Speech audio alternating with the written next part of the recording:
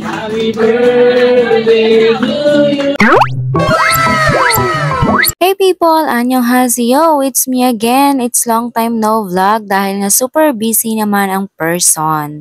So during this time nga, Friday night at nagpre-prepare na kami para sa birthday ng aking pamangkin tomorrow at DIY nga ang lahat. Mainam na yun para naman makatipid-tipid naman tayo ng onte. Pag mga ganitong birthday nga naman talaga, hindi mawawalang mga batang excited. Kita mo naman na una na yung dalawang pamangkin dun sa harapan, gusto na magpa-picture. At habang nag-ayos nga sila sa baba, pumunta naman ako dito sa taas para mag-video kasi kinakatay na nga nila yung baboy.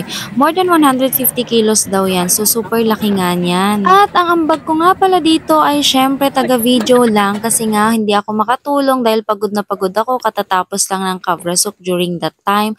Dumiretso uwi na nga ako kasi nga kailangan kong umattend ng birthday ng aking pamangkin tomorrow. Ay may ambag din pala ako, nakalimutan ko ang magpatulog ng aking mga pamangkin. Syempre sumabay na rin ako sa pagtulog dahil nga napagod tayo dahil katatapos lang niya ng kabrasok. So ayan, nakisabay na tayo dahil maaga pa bukas. Di bale, natapos ko naman na yung aking part na nag-DIY ng invitations at ng tarpaulin. Ako na nga palang gumawa niyan kasi yun lang yung kaya kong iambag. And this is it, Saturday na nga at birthday na ng aking pamangkin, birthday and dedication. At eto nga ang kanyang mga simpleng handa. Alam nyo ba mga besh na hindi pala kami nagpa-catering dyan through the manpower ng aking mga kapatid, asawa ng aking mga kapatid ang nag-prepare ng lahat ng ito. Kasama din yung aking uncle pala na nagluto, di ba?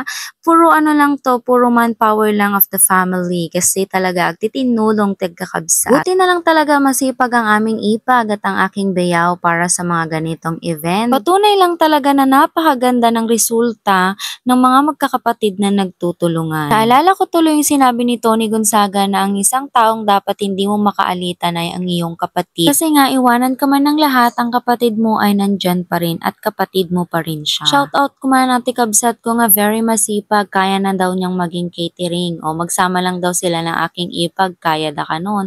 Sige, push mo dayta. Ang punong abala for today's video, ang aking kapatid. Ang aking ipag naman ay nasa simbahan, siya naman ang nag-aasikaso doon, o diba? Ang bilis at ang gaan talaga ng trabaho kapag tulong-tulong. Happy birthday to you. So ayun, tapos na nga ang party-party. Mag-start na tayong maglinis at magbaklas ng mga kortina at maghugas ng mga plato. Pero sa kanila na yon. Ito na lang yung akin. Tulong muna tayo bago tayo umuwi. Habang naghugas na nga sila ng plato doon, ako naman dito sa baba. Ayoko kasing maghugas ng plato kasi mababasa ako.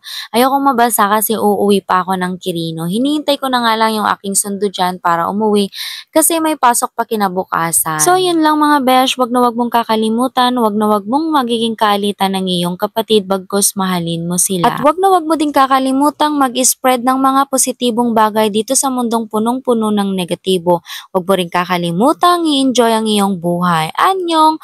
Mwah!